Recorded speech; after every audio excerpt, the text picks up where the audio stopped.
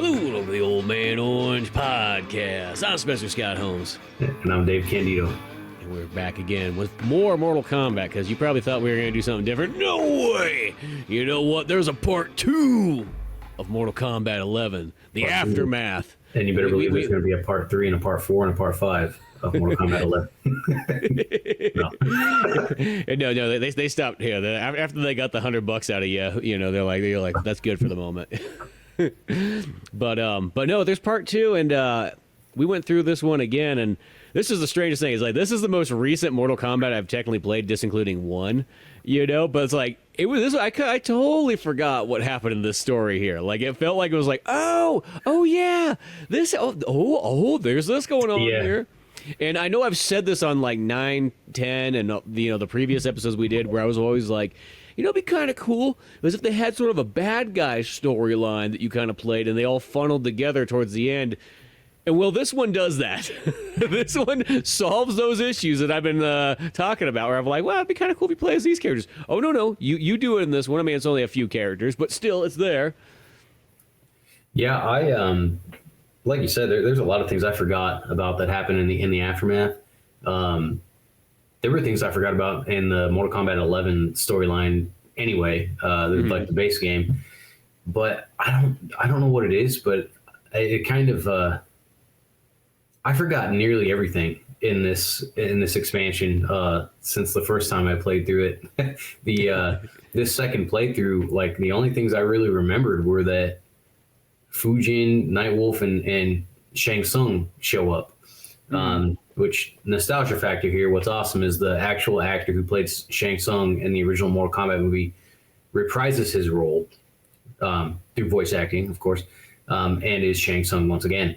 All I remembered was Shang Tsung being Shang Tsung and basically, manipulating everyone, betraying everyone, even the people who are evil, and he does that way in the past too, in the past games. It's literally the thing Shang Tsung has always done, and then there's always that point where it's like, like where Liu Kang's like, well, come on, Raiden, let's give him another chance. And Raiden's like, dude, this is the one thing. This is the one thing I know I'm right with. Yeah, no, it's pretty hilarious. It's the whole. It's kind of like what you were talking about. I think in the last video we did, the last podcast we did, was it'd be cool if the villains had a story mode, kind of like Sonic Adventure 2, and then it all meets up. Well, this kind of is that way, even though you don't realize you're completing tasks for the villain. Like, I'm sure that the player who plays it, I'm sure, you probably have an idea, like, this is not going to go this way. He's definitely going to betray them. Like, anyone who knows who Shang Tsung, they're going to be like, there's no way this guy is a good guy. Anytime, anywhere. He's going to make this be for him. And of course, that's what happens, but we're going to get there, of course. But it's just another awesome, like, I think I talked about this before, but a lot of people complain about the story modes in Mortal Kombat, the NetherRealm series, the whole, like, chapter system. I don't care, really. It's one more thing where, like, sometimes I think players just dissect games way too hard and expect more out of it than they should. I don't know. It's a fighting game, for God's sakes. I mean, there were a time when fighting games didn't have a story mode. They were just an arcade fighting game. But it's I don't know. I think that's such a weird one to bitch about, because I hate to sort of say it, like, literally there is no other fighting game out there that gives you a story mode at all even close to the ones that Mortal Kombat 9, 10, 11, and 1 gives you. Like, I hate to sort of say it. Maybe you might not agree with maybe how the story rolls, just like a movie or something, but sure, it's one of those ones, like, it's like even Street Fighter, it's like, they never ever they tried a half-ass kind of version of it in Street Fighter 5, but it was just not really there. Tekken does it. Yeah, Tekken does it, but it's still not as good. It's not as good as Mortal Kombat's, though. That's the thing. It's like everybody else kind of does it, but not. Like they're not giving you pretty much where you get a cool, almost like an interactive movie. That's the best way that yeah, kind of absolutely. Say. Like, and the beauty beauty of it is 4-hour movie that you get to play. Yeah, exactly. Whenever the fights happen. The beauty of it is you get to play nearly, I think, every single playable character you get to play as. So like you get to see right off the bat, who do I like to play as? Which one has cool moves? You know, like so on and so forth. Because, you know, like Shiva's not going to play like Fujin. You know, Fujin's not going to play like T800, whatever. Which is funny because we were talking prior about fighting Chronica in the base game, where sometimes she throws out these random characters that have nothing to do with the story. That's in this playthrough where I was fighting Chronica as Shang Tsung. She threw up T800, you know, like to fight me. that happened to me too, and I thought that was it just makes me laugh because it's just like, oh yeah, it almost reminds me like it's a glitch in a weird way, like that wasn't really supposed to happen. It's just because it picks like a random character that it does, you know. And as you were saying, you do play the majority of characters. The only characters that you don't technically play, like in the previous stories, is you mostly don't play the villain characters. Like you won't play as Reptile, you don't play as Baraka, you don't play. Now, granted, Mortal Kombat 1 does finally allow you to play as Reptile and so on in story, but a lot of the other ones, it's like but you play as pretty much every good guy character. Let's just say that, or at least kind of mid, like, you know, anti-hero, that kind of section. And I'll say this too. I don't know who out there would defend Conquest from the last Midway titles. Although I enjoyed it, I think this chapter system is way more user-friendly and fun. Like in Conquest, the only one I played, I didn't play Deception or I don't know if Deadly Alliance had a Conquest mode, but Armageddon had a Conquest mode. And that was the only one I really played all the way through as Taven, the son of the gods or whoever, and his brother's Dagon. He's the ultimate villain. And then after you fight him, you know, you fight Blaze and whatever. But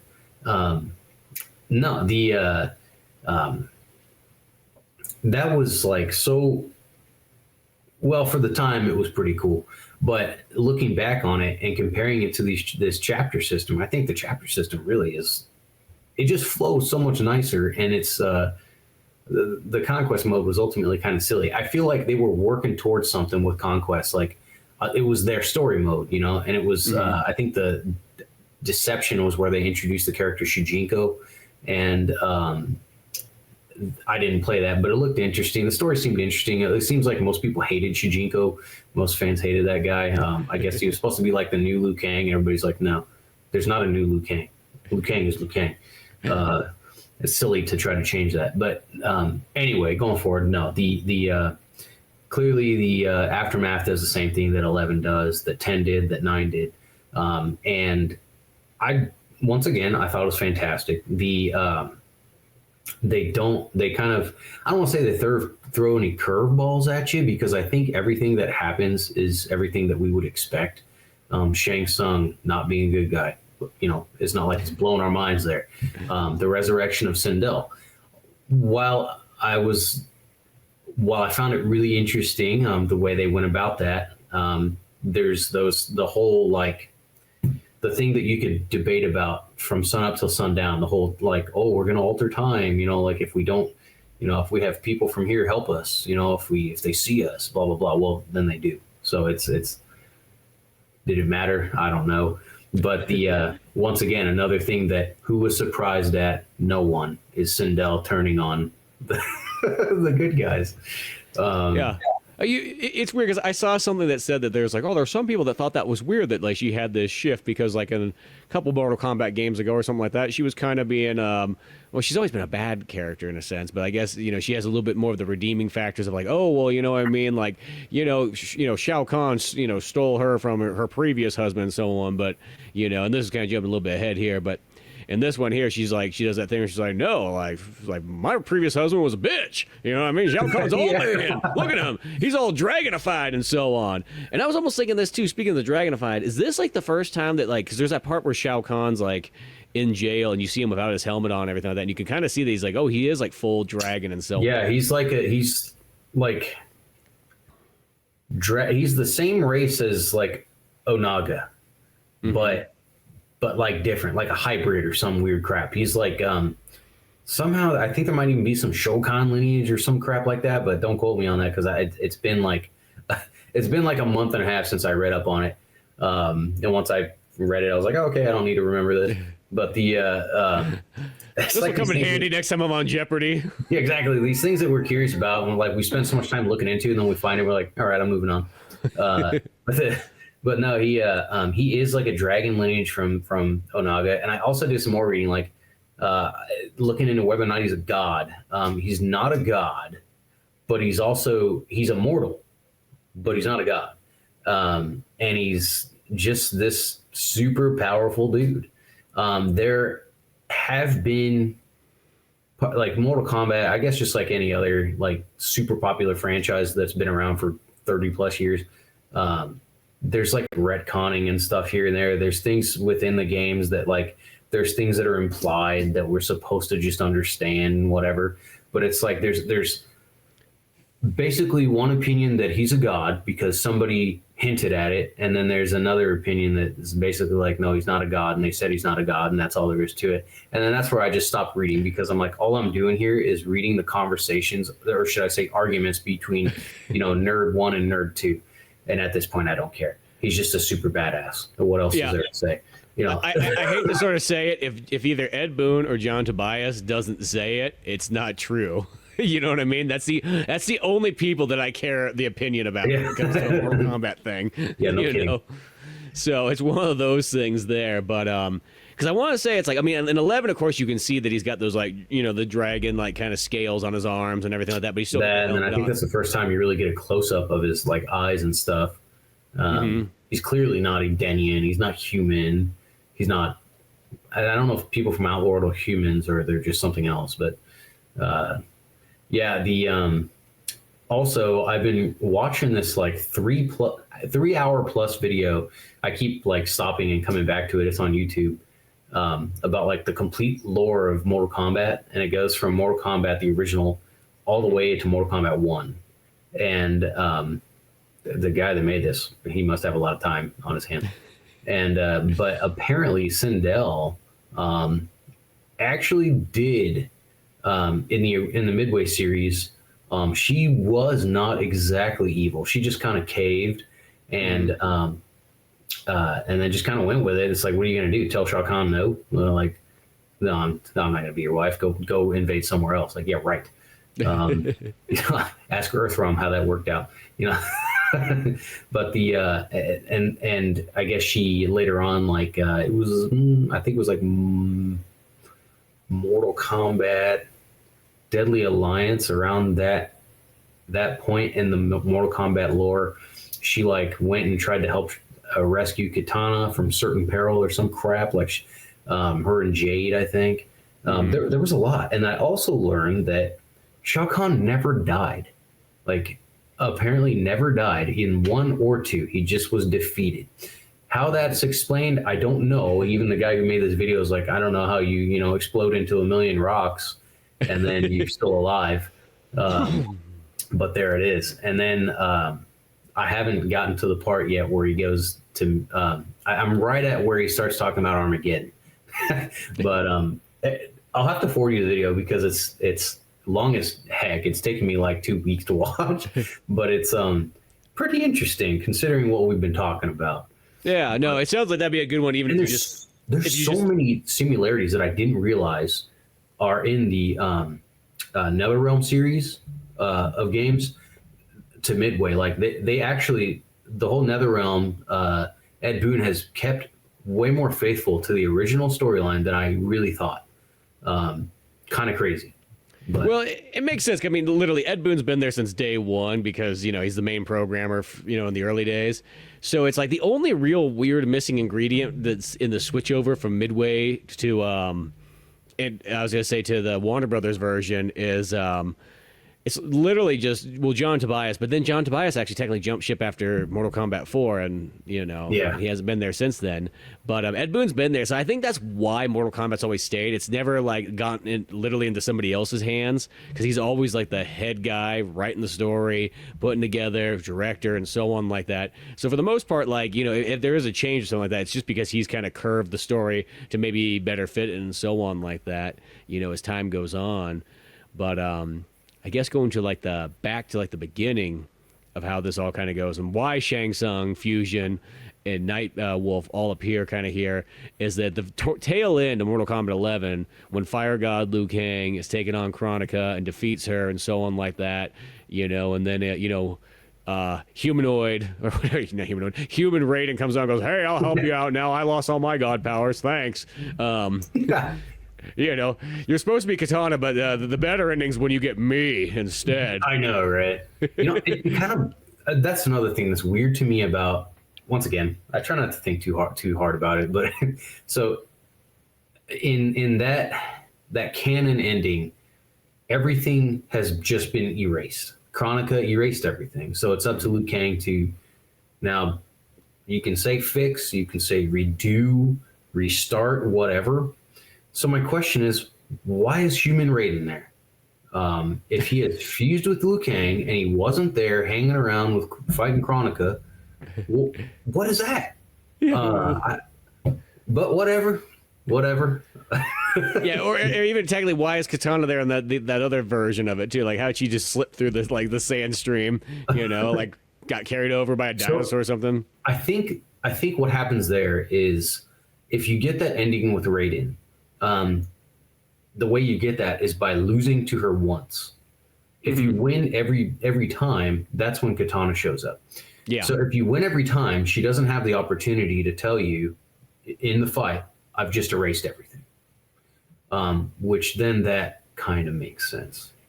But it's not the canon ending anyway. And it just, once again, just going with it.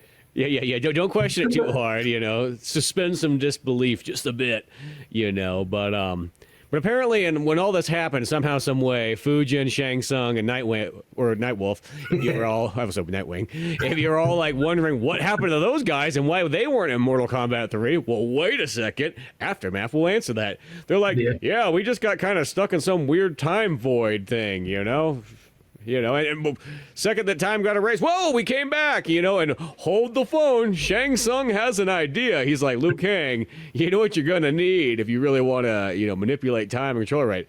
You need to send us back, to time so we can get that crown once again, and then you can have the crown, and then all's going to be great. It's like, wow, Shang Tsung, that's really nice of you to actually come in and offer your services to help me out, Yeah, it's just one of those ones. It's like, you could trust me. I got Nightwolf here and Fujin. You know what I mean? Like when these guys lie. Yeah. It's like you've got Fire God Liu Kang, Nightwolf, and Fujin, and, even Human Raiden. I'm pretty sure that you could all just beat them up right there and just be like, tell us the truth. Like, we will kill you.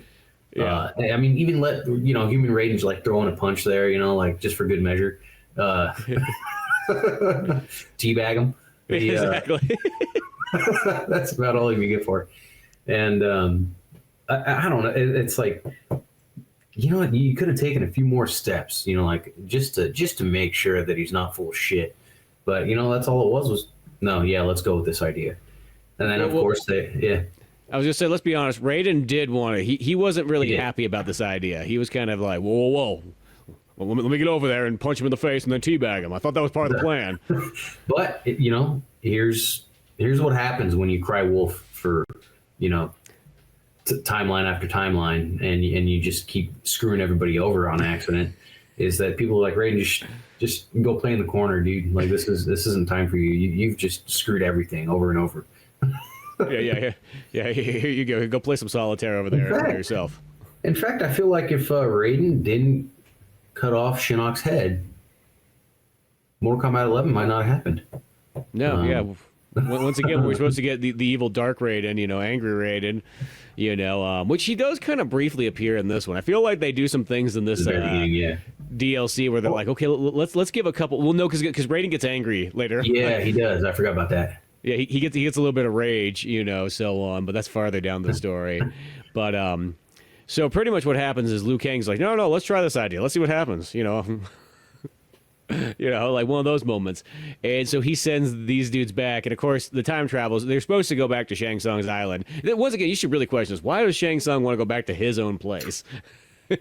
Where the Well of Souls is. I mean, I know that's where the crown's at. Yeah, exactly. But everything's leading back to his house. Well, you gotta make sure to check make sure the stove's off or something. Like, what's he doing?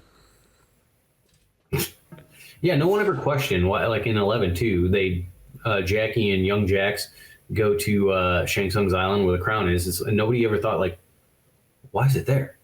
And like, why is this green solely enhanced crown at Shang Tsung's house? Well, I mean, probably because he made it. How does Raiden not know that he made it? Raiden, I think, knows where it is, and he doesn't know that he made it.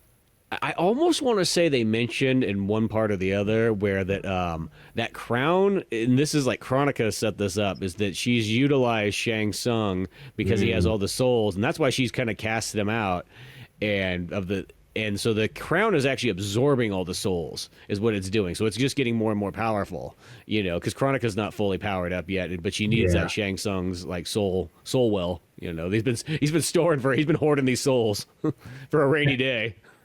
But yeah, they end up instead of traveling to his palace, they go to Outworld, to the arena. Very convenient, of course. Yeah, I just like Liu Kang. Obviously, he doesn't have the greatest directions when he's sending them back. He's like, hold on, guys, I'm new to this. Like, I've literally only been Fire God for like a couple hours. Of course, I get to see Kotal Khan get beat up again. Once again, Kotal Khan, he's looking even worse in this one. He's still just looking like, I don't know how anybody voted for Kotal Khan. Let's be honest. He's an imposter Khan. Yeah, it's one of those ones because everybody's so thrilled. Well, when Shao Kahn comes back and everybody's so thrilled, that's got to be saying something. Oh yeah. Oh, interesting again. So, like I was saying, keeping faithful to the original series, the Katana becoming Khan actually happens in the Midway series too, and unites the Shao Kahn and. Which one does that happen in? It happens, I believe, in either Deadly Alliance or Deception, one of the two. See, that's the thing is, I got to go back and play through those ones. More. I believe it's Deadly Alliance. Yeah, because there's so much story elements in those two games right there. I guess along with Armageddon, that it's just been so long since I've really played all those, so I kind of forget all that stuff that happened in those games. But yeah, no, very interesting. Like I said, I was kind of like, oh, what? I didn't know, Yeah. But yeah, so the three amigos, Fujin, Nightwolf, and Shang Tsung, they end up in that Coliseum. They get to watch Kotal Khan get beat up, and Nightwolf. I think Nightwolf's like debating on helping, but then it was either him or Fujin that's like, no, we can't help because it'll alter the timeline. So. Then, of course, they find some hatch in the middle of the arena, the dirt arena, and decide to go down it. And then that's when I think the Collector follows them. Yep, he's the only one that seems to notice that, like, hey, wait a second, those guys are here in the previous game. It kind of reminds me of Star Wars Republic Commando. Like, there's this, war going on on Geonosis, and these 4 commandos. I mean, I guess it's like the special forces are always doing something behind the scenes you don't really see, but it's like these guys that nobody seems to see crawling in and out of these holes in the ground. But you see General Grievous off in the distance. Yeah. For a second as he boards his ship. Man, I thought that was the coolest thing for like a while. I was like, oh yeah, that was Grievous. Like, tell my friends about it. Like, yeah, dude, I played that game on General Grievous. It's like, meanwhile, you go back to it years later, like, that was so excited about that. It is all as you look out like a window too, if I remember correctly. It's like there he is, like in the distance. It's not even like close. But yeah, hey, you take what you can get. I'm no choosing beggar when it comes to cameos. Yeah, exactly. I mean, but still, yeah. But yeah. So they fight the Collector, knock him out, and so on like that, and kind of get out of there. As you see, Kotal Khan just totally lose. Of course, Shao Kahn comes back at this point too, right here. And I believe. Oh, actually, no. What happens is after they fight the Collector and they're trying to decide like, oh, what do we do now? Because we've been spotted. Then they decide, oh, we need to go get Sindel to help us out. So then they go to Netherrealm. They beat up Sindel and knock her unconscious, I guess. And then they take her they take her to they take her somewhere. I can't remember where it's at. Well, they got to carry, because they're carrying her body like in that giant coffin, and they're like, okay, you know what? We'll have Shang Tsung transform because everybody's going to recognize him in 2 seconds. Nobody's going to recognize Nightwolf. Yeah, so they make him a Shao Kahn. Yeah, so he's a Shao Kahn. He's carrying this thing, and then like 2 seconds in there, I think it's like Baraka. It's like, smells funny. I know this smell. And he goes up to her. He's like, "You're no Shao Kahn." Like, I've smelled a lot of Shao Kahn. And of course, so it blows the cover. And then I love because like they go and they fight Baraka and everything like this and everything like that. They literally pick this giant like coffin up. It feels like they walk 2 more steps, and then somebody else comes and gets them. Like, okay, let's set this back down again. They're like, well, it's like, we'll finally get there. It's like you almost just go through all like the battles of Nightwolf and so on like that right here and there, just trying to get this coffin of Sindel across the room. But yeah, they beat up Baraka, and they throw a Shao Kahn into the maybe it was a Tarkatan. They throw him into like whatever it was, like some soul pit or lava or something, and he just dies. So then they have to fight Baraka, and then so they take I don't remember where it was at. It was in like Shang Tsung's laboratory or some shit. That's not on his island. It's there like underneath the palace in Outworld or whatever. Mm-hmm. It's like a slave pits or whatever the hell they call it. I can't remember. But where that big giant soul spinny thing is, and where like it revives you. So they throw Sindel in there. She gets revived. And don't they team up with Shiva by this point? Yeah, Shiva helped her because she was like, I'm indebted to her. You know, like I'm dedicated to her. It's like, well, she's dead. You don't have to be dedicated anymore. You know. Yeah, the contract's already expired, but she's like, no. So then, like, what about Katana Khan? We're like, well, seniority comes first. Seniority, in which again, I think that's expired, but you know, you would think death would make things null and void, but no, she not was here. very faithful. Yeah, she was just like maybe there was something going on there. You know, maybe she just really loved her so hard. But so Katana hears about it. She's like, "What the fuck?" And you know, like, you can't do this. It's terrible. What are you doing? And Shiva just beats her up and says, like, "I'm sorry. I know you're Khan, but your mom is really cool. So we're gonna go ahead and just revive her." And so they do, and she puts on this performance, Actress of the Year. I love my daughter so much, and I miss my husband, and blah blah blah. And then we got to say this real quickly. The whole time, once again, everybody's going like, "Dude, can we trust Shang Tsung here?" Because that was like the main reason Katana was like, "Bring back my mom's one thing, but this dude bringing him back," and then Fujin and like Nightwolf are like, "Yeah, that sounds like a good idea." Yeah. Once again, it's like who really? I mean, like, it's like, are you all on drugs? You know? But yeah, I don't know. Maybe they're just cheesing. Yeah, it's so fun to do. But so they revive her. Like you said, she does that whole like, I love all of you. You're so great. And now I want to help you out. And good thing she doesn't ask what happened to Melina. Yeah. Whatever that other created daughter I had, you know. Oh. Well, she didn't. Melina was created after Sindel was dead. Oh, yeah, I guess that is true. So she doesn't. Yeah, in this one, theoretically, she wouldn't know who Melina is. She probably wouldn't even like Melina. No, she's like, wait a second, you cloned my daughter? Well, I guess in this case, maybe she liked Melina better because she thinks Katana's a pushover. Yeah, exactly. So then, the trio plus Sindel go ahead and go to the island, and they get the crown. They beat up Garrus, send him into another portal to wherever. Garrus is like the game's punching bag. He's this indestructible, invincible, immortal being that just like gets pummeled like time after time. And if you notice, he always gets these upgrades every time he comes back. He's always got like a new armor, a new mask, and whatever. It's like, this time I'll be good. But then nope, there comes Shao Kahn smashing his head in with his hammer. Yeah, it was a pretty brutal scene. But so yeah, they fight Garrus, the trio, send him to Timbuktu, and then what's her name? Sindel fights Cetrion. Very cool fight. And then after that, they get the crown and go back to the Fire Gardens, if I'm not wrong. Yeah, something like. Well, first and foremost, that we kind of talked about this earlier, but because Sindel really wants to go get Shao Kahn out of, he's in like prison right now or something like that. And he's just really like shamed and so on. That's where we get to once see again in Mortal Kombat 11. I thought he was dead. I thought Katana killed him, but no, he survived that. She just like slit his throat pretty much and did nothing.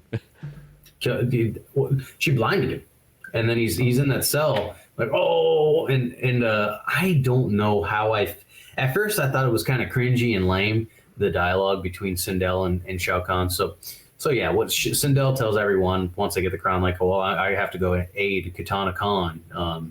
You guys go on ahead. Well, her plan, which she's conspired already with Shang Tsung, is to help Shao Kahn, get him back up to speed, and then they're going to help Shang Tsung because they have the idea that he's going to share the power with them. Because Shang Tsung, of course, as we all know, is a very trustworthy man. Everybody knows this. Well, yeah, so she that's when it goes back to the palace, the prison cell, whatever, and these two Shao Kahn are kind of bullying Shao Kahn, and in the cell there, and he's blind and whatever, and she goes and I think she kills them both, and she does her scream, I think, that kills them both. Yeah, just rips them apart. Yeah. And then she's talking to Shao Kahn. Oh, I'm gonna help you out. And he's, oh, wife, I missed you. And I'm like, what the hell is this? But husband, I'm here. And but as the game progresses, they keep doing that, the whole wife thing. How about you fight him? I would love to. How about you fight her? Oh, my pleasure. Oh, but the way that they do it, though, it's at first I hated it, but then I thought, like, this is actually perfect. These two are so arrogant and like but they can back it up, and so it's like it's pretty appropriate, I would say. It's like they're so full of themselves and what, but they're nonchalant in their prowess. Like it's like, yeah, let me smash his head in. I have this giant hammer here and it'd be no problem. Yeah, exactly. Or you could tear their skin off of your screams. I'll sit and watch. But yeah, so then they're rekindling the romance here. Yeah, exactly. The she what was it? And at this point, the Shao Kahn that we're seeing in this game hadn't seen Sindel for 10,000 years or however long it was. Whereas in Mortal Kombat 9, you hadn't gotten the characters that Chronico brought back, Shao Kahn included. She brought them back before Sindel was revived in Mortal Kombat 9, because that was after Kung Lao was killed and everything, blah, blah, blah. So he didn't even know that she was going to come back yet and whatever. So it's all brand new to him again. Yeah, well, because it's like Mortal Kombat 2 and 3, or I guess 2 kind of does, but 3 is the one that's just like, it's not there. In a sense, as far as that kind of story parts of it, because it's sort of pulling them for the most part from 1, except for you got a couple other characters from 2, like Baraka and Katana and so on. Yeah. But then, so she's explaining to him, I'm going to help you out. I'm going to heal you. We're going to go help Shang Tsung. And of course, Shiva overhears this. She doesn't like it one bit. She feels betrayed because she was. Big surprise. And she's like, do my ears deceive me? And Sindel's like, Katana's a bitch. Katana sucks. She couldn't even kill Shao Kahn. She's like, but we defeated. Like, well, yeah, but you didn't kill him, so you suck. And then Shiva tries to, take her down. She fails. And then who's next? I guess it was Katana that comes up and she's like, Mother, what the hell? And she's like, no, I'm sorry, but me and your pop are here we're gonna just take it from here. And of course they defeat Katana. And then after she fights Katana, then a bunch of Shao Kahn come in and she's like, oh, she did it. Like it was such a comical like scene of her like, oh, she totally killed him. Yeah, like, she totally beat up Shiva. It's like, yeah, it's like, oh, you mean this woman who just united all of Outrealm just decided to beat her up and kill the other two, while you and Shao Kahn over here, the people that we defeated, like, but they believe it. Yeah, they believe it. Those Shao Kahn, I guess, aren't that well educated, so guess you can't expect much from them. They're like a bunch of Patricks. Yeah, they just go with it and so on like that, because Sindel seems trustworthy as well too. Let's be honest, that only been dead for 10,000 years. Yeah, exactly. Yeah, somebody who shows up thousands of years later, who died.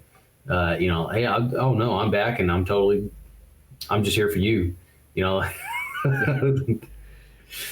no problem whatsoever. But yeah. So as this kind of goes on, now you're getting to the point where Sindel and Shao Kahn, they pretty much jump aboard a boat, and they're going to go towards the end of like where Mortal Kombat 11 was going in the war against Kronika. Mm-hmm. Well, they've boarded their own boat, and now they're crashing into Katana and Liu Kang's one, and that's where they kind of come up there and they start like whooping ass and so on like that and beating people up. And through this part of the game too is like, because now you've switched, because initially you were playing as Nightwolf, then you were playing as Fujin and Shiva, and that was kind of like, you would say, the good guy run of characters. But as it goes on, then you start to play as Sindel, and at this point you think she's good. Sindel, Shao Kahn, and Shang Tsung.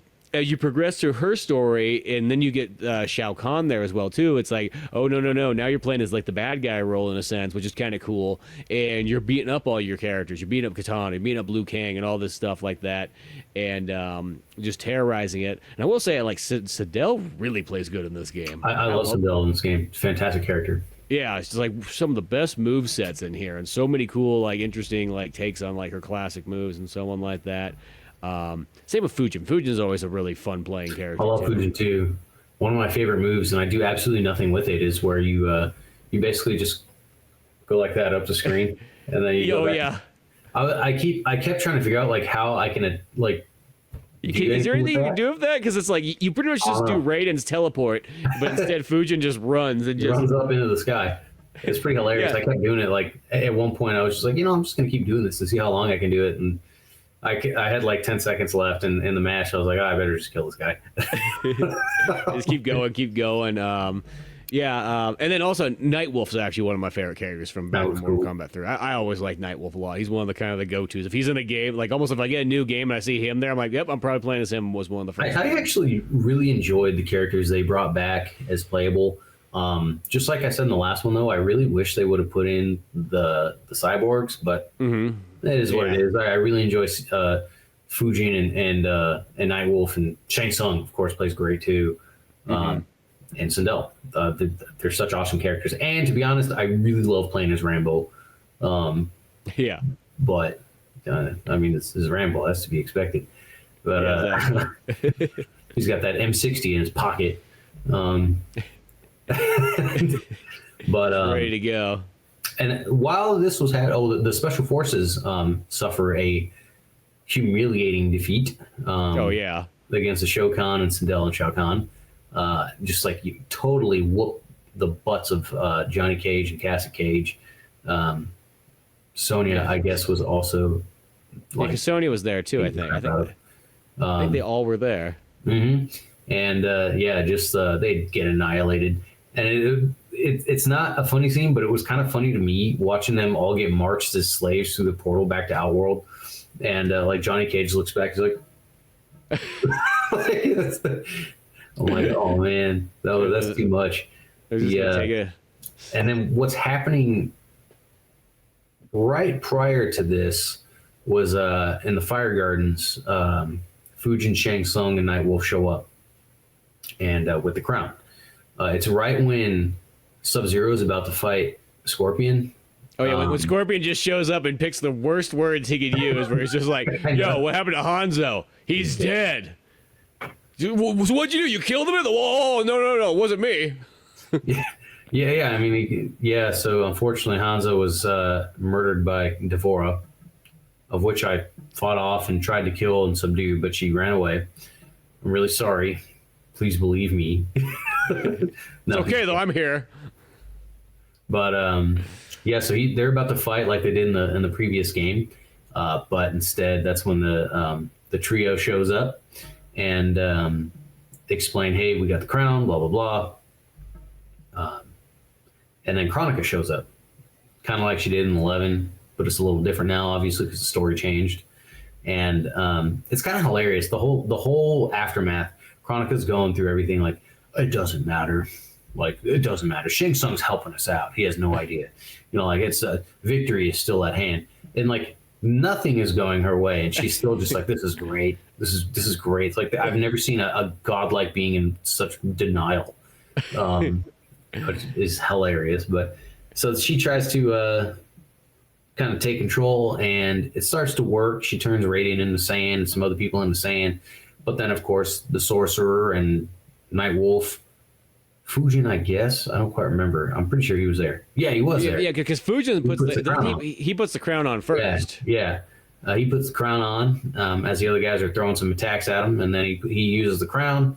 Raiden unsands himself and then joins in too, and they all spank Kronika, and she goes back to her little time house.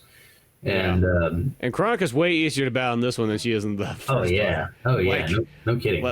Like, I don't even think I lost in this one. Where like the first one, it was like that was like the toughest match of the entire game. It was like they were probably like, we're gonna tone that down a little bit. You know, like nobody wants to fight this crappy boss twice.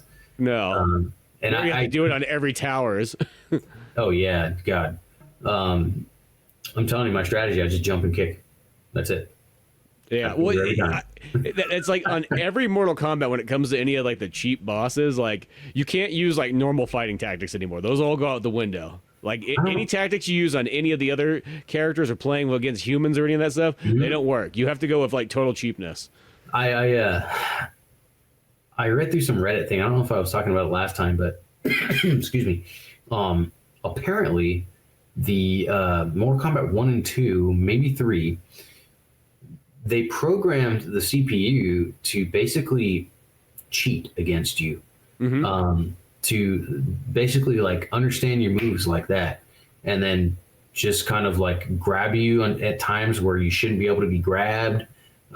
It does that. Mortal Kombat 3 and Trilogy does that, where like once you get farther up that the tower, it's like you literally will go to do like an uppercut on them and they'll just instantly grab you. It's like there's no way you could ever do that. Like if a human player tried to do that, it would never work. It's like, what the heck is this? So apparently I guess that makes those games quite a bit harder by default than these newer ones. But well, it's funny. I pulled out an old Game Pro just like a couple weeks ago, and I was like, "Oh, cool! Here's an Ultimate Mortal Kombat 3 review for Sega Saturn." And they literally state right in there at that time period that they're like, the thing is like you want to find another friend fast because the computer's just way too cheap, you know? Because that's the thing is like that was the way you made a computer really hard back in the day, was you just made them cheat in a sense. Yeah. It's the same thing as Street Fighter. Street Fighter will do the thing where like you'll be fighting Guile like in Street Fighter 2, and he can walk forward at you and still throw a sonic boom, which we all know you have to hold back for 2 seconds and then press forward to do it. But the computer doesn't have to do that. No, of course not. You know, of course. So yeah, you got that. That's the thing about those old Mortal Kombats. That's why they're so hard once you get about halfway up that ladder, is because the computer's like it's going for broke. It's not gonna lose, you know. And you almost just get lucky. That's how I feel like when you win a Mortal Kombat against a computer later on in that game. It's like it's because you got lucky. you out cheapened the computer in a sense. Oh man. Well, yeah. Well, anyway, so.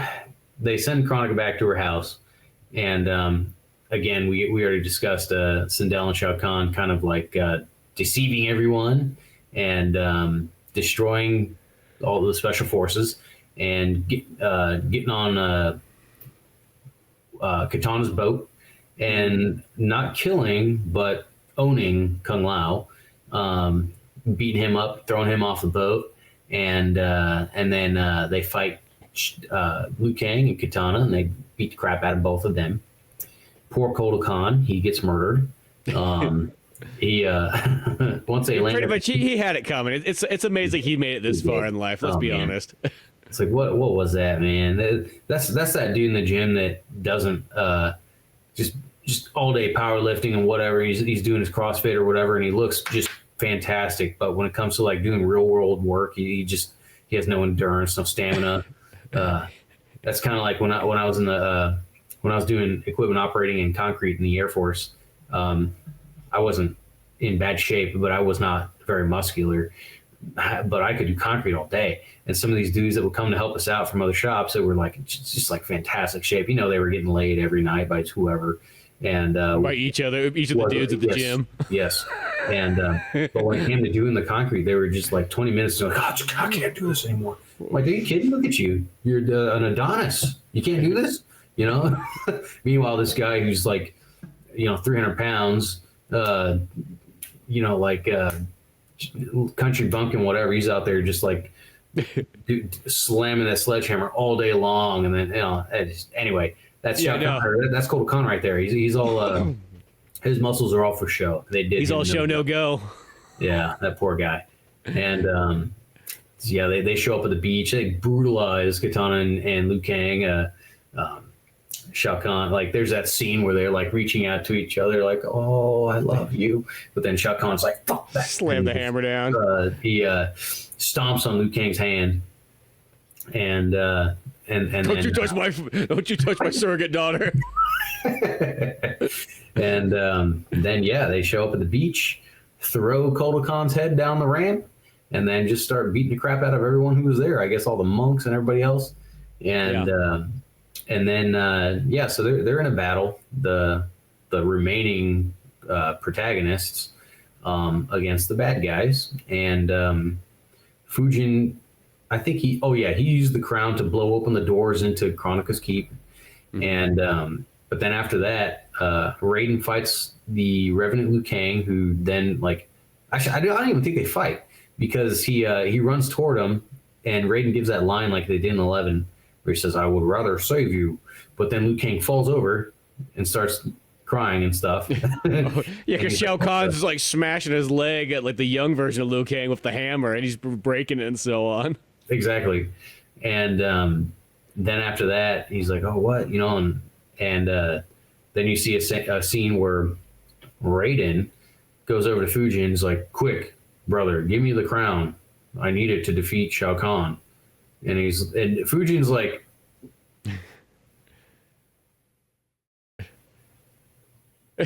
he's like, you can tell he's like, well, he is my older brother, He's like, I don't know about this. And then of course the real Raiden shows up. He's like, imposter. It's that snake Shang Tsung, and sure enough, he like transforms into Shang Tsung. He's like, haha, I tricked you. Meanwhile, nobody's doing anything. You would think that somebody be like, you got Jax there, you got Raiden, Fujin, I think Nightwolf, anyone else. You would think that they would just be like, no, dude, and like throw a punch at least. No, they just watch. They just watch.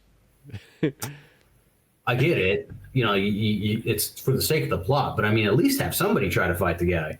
Yeah, exactly. No. So that was the oddest part of this. I almost said campaign, but the oddest part of this story was watching no one try to fight Shang Tsung for to not do that, because Fuji just gives it to him. Yeah, just full on. Yeah, just here you go. This seems right. We only had evil earlier on. There's a scene somewhere, I can't remember exactly where it is, but where Raiden does kind of go dark Raiden for like a brief moment or something like that. And fights a couple people and so on like that. So even by that standard, do you want to get the crown to that guy right now? He's got some anger management issues going on. You know what I mean? Still from holding on to that stupid amulet from Shinnok. Maybe we should give it to Jax. Yeah, exactly. Well, except for Jax had bad ideas going on too, because he's like, I'm going to let Kronika rewrite time so my daughter doesn't have to join the military. It's like, I don't think that had to do with you being a Revenant. Yeah, he's like, maybe if I go back in time, I can send her to Canada and she won't have to join the military. But then after that, so Shang Tsung pretty much takes charge. He leads what's-her-face, Sindel and Shao Kahn into the keep, where they destroy, the remaining Revenants, Jade, Katana, and Kung Lao. And Kung Lao, yeah. And then from there, they after they defeat them, Sindel and Shao Kahn foolishly walk towards, Kronika, like, we're going to share this, the crown and share and care and the timeline, because we love each other, And Shang Tsung's like, I don't think so. Yeah, who's wearing the crown? Yeah, exactly. I will, I will be doing this and you're going to be my servants. And of course, they don't like that. They're just so shocked that he would do this, Yeah. but it doesn't matter. He beats them up anyway. He destroys them. And then, of course, I don't remember if he fights Kronika first or after that, but I thought it was after that. Because you when you're playing as Shang Tsung, you do fight Kronika. And yeah. I think it's about that same time period, give or take, before, after. I think it is Kronika. I think you do fight Kronika after Sindel and Shang Tsung. I mean, Sindel and Shao Kahn. But then after that, then, of course, Shang Tsung's like, ha, I did it. I'm the best. And then Fire God Liu Kang walks right through a portal. He's been waiting this whole time. He's just watching all this stuff. He's watching himself literally get smashed with a hammer and being like, I should do something about this, but I'm not gonna. Yeah. And Shang Tsung calls him out on it, too. He's like, I see what you did. You let everyone die so that, you could come You pulled the here. Raiden. You knew I would do this. Well, he kind of pulled a Shang Tsung. I guess that's true, yeah. Shang Tsung deceived everyone, and Liu Kang deceived Shang Tsung into believing that he wasn't deceiving anyone. and then that's where he's like, yeah, so it's kind of like Lloyd and Dumb Dumber. Yeah, so. And then that's when they fight. And that's where you get the option to choose to fight as Shang Tsung or Liu Kang. I fought as Liu Kang just for the sake of knowing the canon ending. Mm-hmm. And I think I'm going to do it again because I'm curious to see what's going to happen if I play as Shang Tsung. Or I just talk about it. What I did is when that part came up, I did Shang Tsung first because I'm like, I totally forgot they had this choice here. I'm like, well, I want to see what Shang Tsung's is. I could tell you what Liu Kang's will be, but Shang Tsung's will be interesting. So, because you can just go back and load that section. All you have to do is do that same fight over again. So it's real quick. Oh yeah. What happened? So pretty much when Shang Tsung wins, it just goes to a scene where Shang Tsung's going to create the world in his image where he's in total control. Nothing like radical or anything, like kind of what you would expect. Here he goes. He's setting everything up for his version of Mortal Kombat, which would have been kind of an interesting game, let's be honest, if that was like how it went down. And then it was one of those weird ones where all the characters are maybe there, but they got to fight their way back up to the top or something. But yeah, so you kind of have this interesting alternative one. Of course, you do the Liu Kang one, and you pretty much just get, okay, it's what Mortal Kombat 1's going to probably turn out to be, and so on like that. Yeah. And, I was curious. I'll probably still do it as Shang Tsung.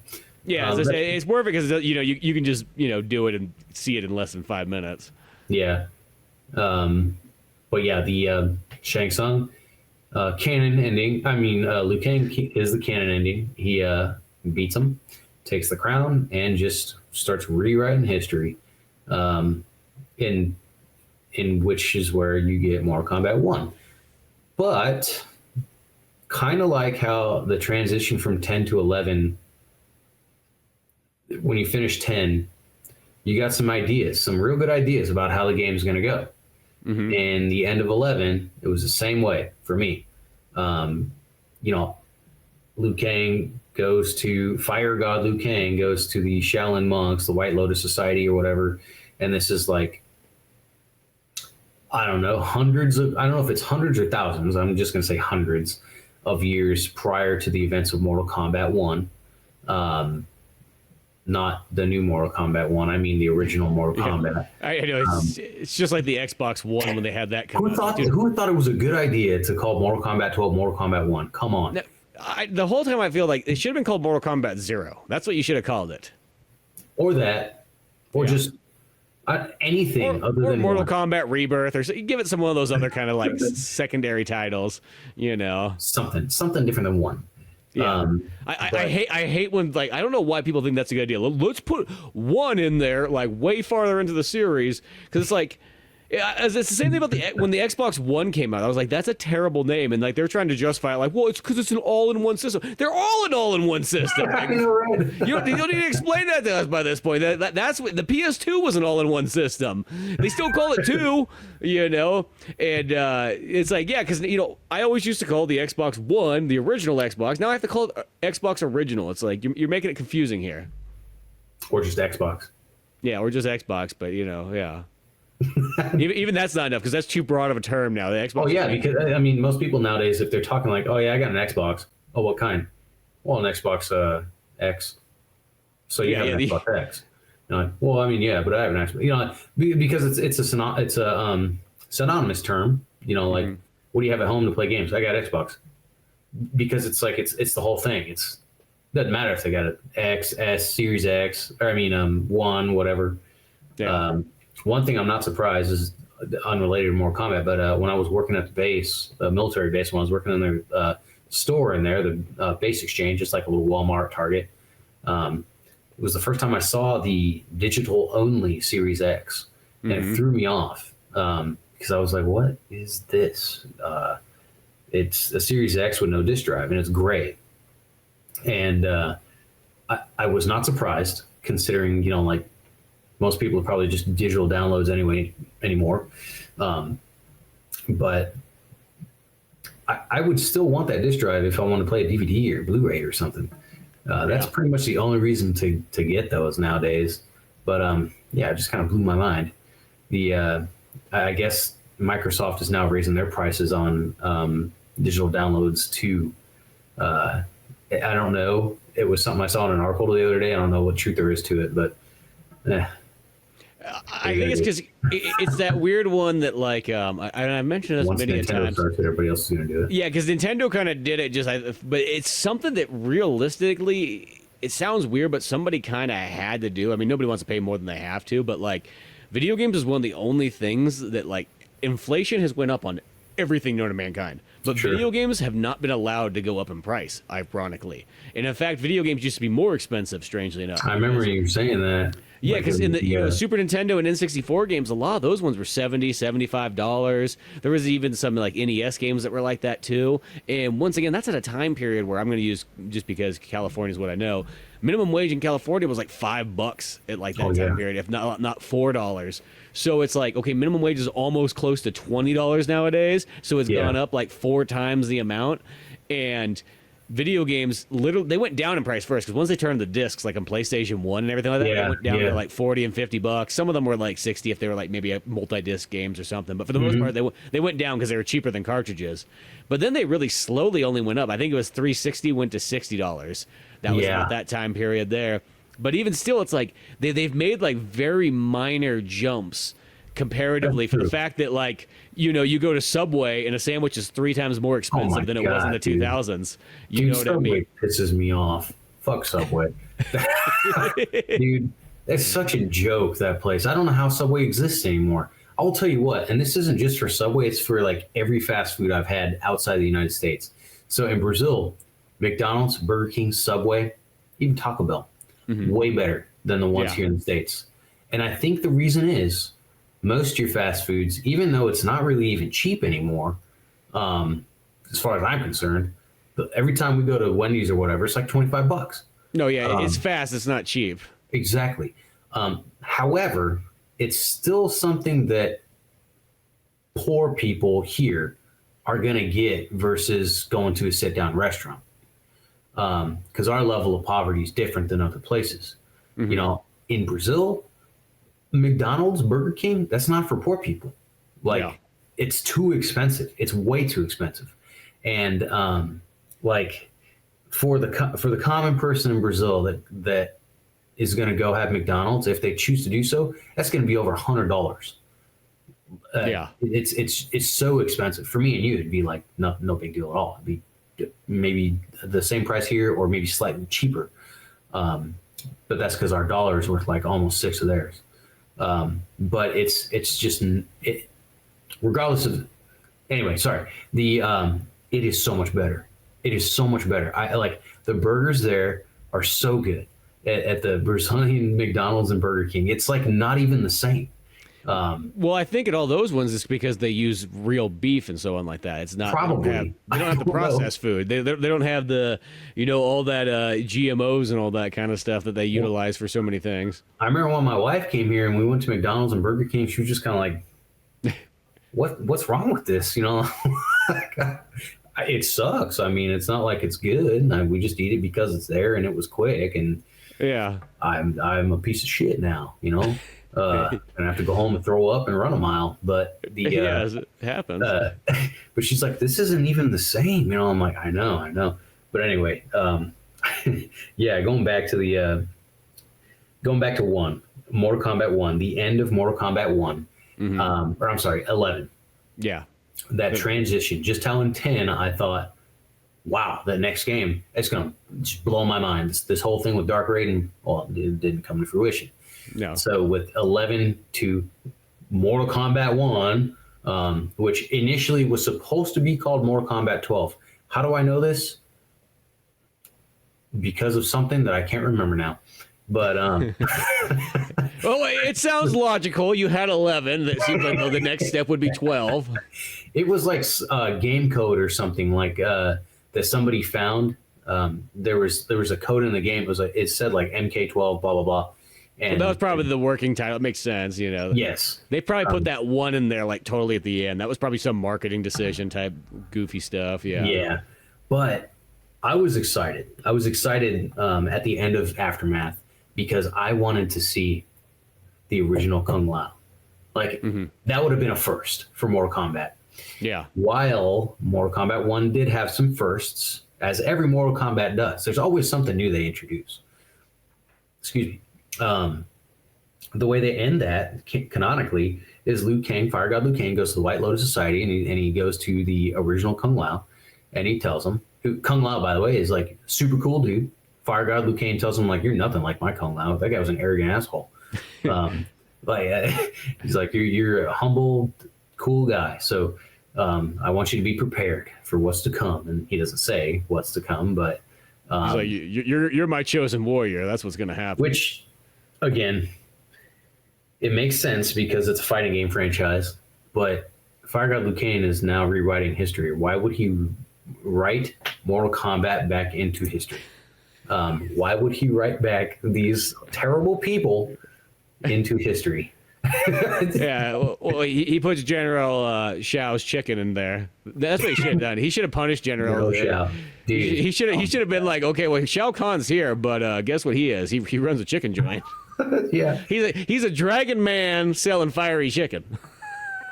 What was the other thing? Like, there's just you can really pick apart one, like if you really choose to, just about like why did this happen? Why did they choose this? Why did he do that? Because of the whole thing about rewriting the past, there comes so many different questions of why. Why did you choose to erase Hanzo Hasashi and make Kuai Lang Scorpion? Yeah. And still make Bi-Han Noob Saibot? So that now there is no Sub-Zero anymore. It's only Scorpion and Noob Saibot near the end of, one there. Yeah. It's just the whole, like, everything, just like, for me, don't get me wrong, the visuals in one are fantastic. The gameplay, I really enjoyed. I actually really love playing as Raiden in one. Now we're kind of segueing into MK1 here, but it's just, once again, that whole transition from game to game, it was exactly like 10 to 11 for me. I'm like, I feel like there could have been a really cool, like, you could have had these pre-generation characters, the original Kung Lao. You could have like a young Goro, I don't know, Sindel's mom. Yeah, you could. Well, see, and that's why I kind of go with, like, I think it should have had that Mortal Kombat 0 kind of thing. Like it was almost a prequel to Mortal Kombat 1.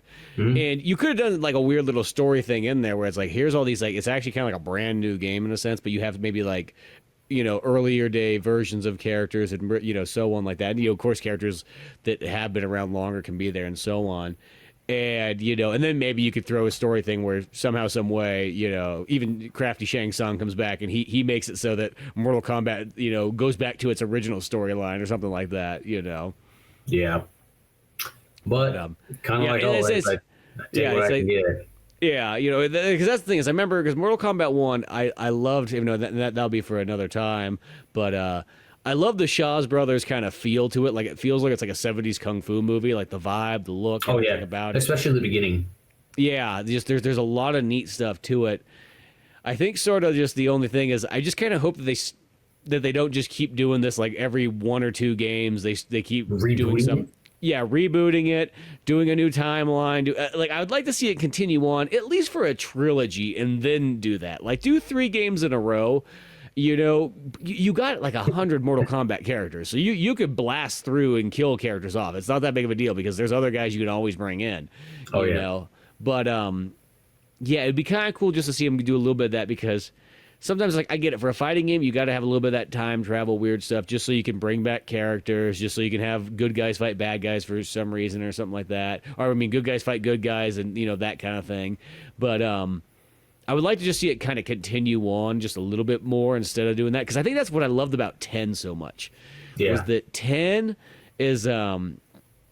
you could almost even go into 10 and it could almost, even if you didn't play 9, it would feel like it was a sequel to Mortal Kombat, like pretty much like 1 through Armageddon almost. Mm-hmm. You could almost be like, oh, this kind of feels like this kind of there, you know what I mean? Like, it's got a lot of the elements and so on like that. And, you know, I know there's some other little things if you look at it that way, but it feels like the characters have aged. They literally are like now like 50 years old in the game and everything like that. And I'm like, that's really cool. I kind of wish they kept that at least one more game and said, hey, like, I almost kind of even wish that Mortal Kombat 11 was like, okay, here's all the old characters still and so on like that, you know, and let's not even, maybe the time thing is the very, very, very tail end of the game. And the normal game has nothing to do with it. Maybe we're just blasting through whoever the heck's left here and so on like that. I think ultimately Mortal Kombat 11, that's kind of funny, ultimately Mortal Kombat 11, I think they provided a lot of fan service, you know, like, especially like in the trailers for the game, having the old school music playing, having Raiden, Kung Lao, Liu Kang, the younger versions of the characters come back, and having the voice actor for Shang Tsung and all this stuff. Like, I think it's one of those things like they knew that the fans would react positively to a lot of that. It's kind of like that last Spider-Man movie that came out with Tom Holland, having Tobey Maguire and Andrew Garfield. It's something they teased about for a while, and you know, they're like, that it's never going to happen. And then of course it happened. And everybody's like, what? Oh, what? You know, and I think there was a little bit of that in this game. However, I think that 11 was also solid in so many different areas that, like I said, like I can play Crypt like for hours. Well, until I run out of coins. I shouldn't say hours, but coins and souls and hearts. But see, that gets you, once you're out, you got to play more. You got to play more to get all that stuff. And once you get it, you go back in and you start unlocking all that junk. But it's a very expansive game, even without Aftermath. But once you add that, and then you get the other characters and stuff, you got all the character endings, just like every other Mortal Kombat.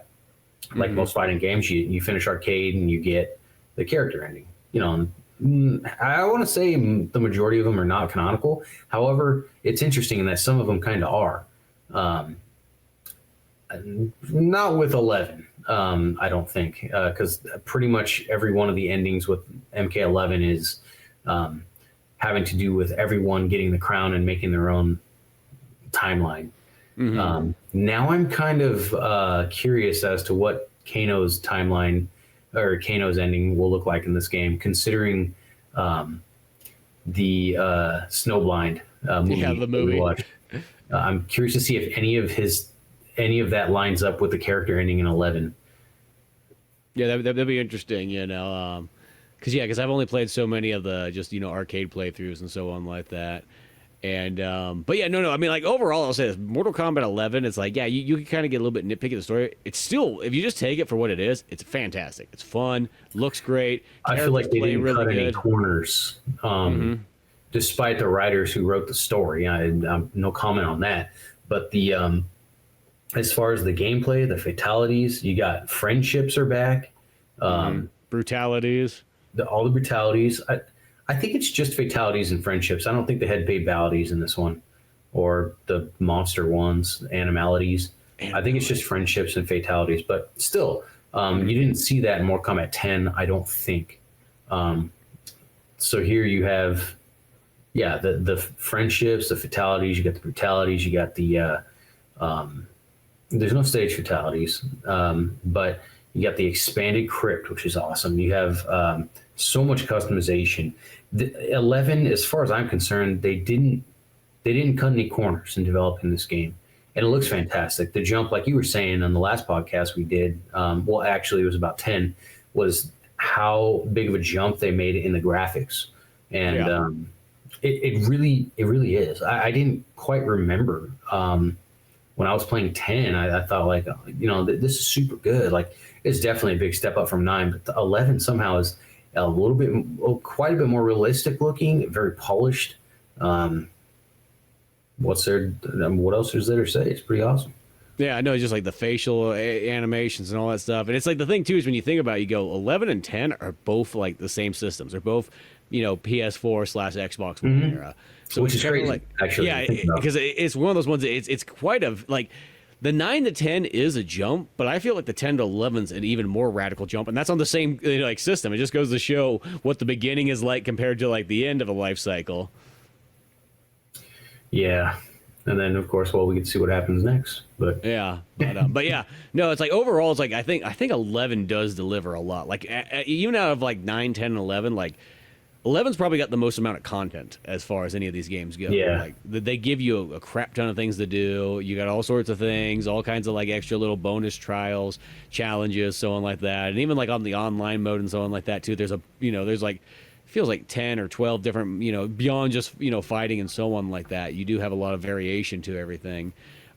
Which is just cool, and the story mode's been fun. I really did like the Aftermath a lot. I almost felt like that just in itself is just a fun one. I love how you get to play as the villain. 80s action movie vibes. Yeah. You get it's cool you get to play as Shang Tsung, and if you want, you can see what Shang Tsung's kind of endings there. He's going to be bad, it's just that's just who he is. That's always that one. I always feel like if they wanted to give you a real curveball is don't make Shang Tsung bad. If you just end the game with like, oh, whoa, he's good? What? Like that would be the thing. Finish it out with him still being good. That would. Yeah, like the whole and just the whole time everybody's just like, no, he's going to change. I would end the game like this. Yeah.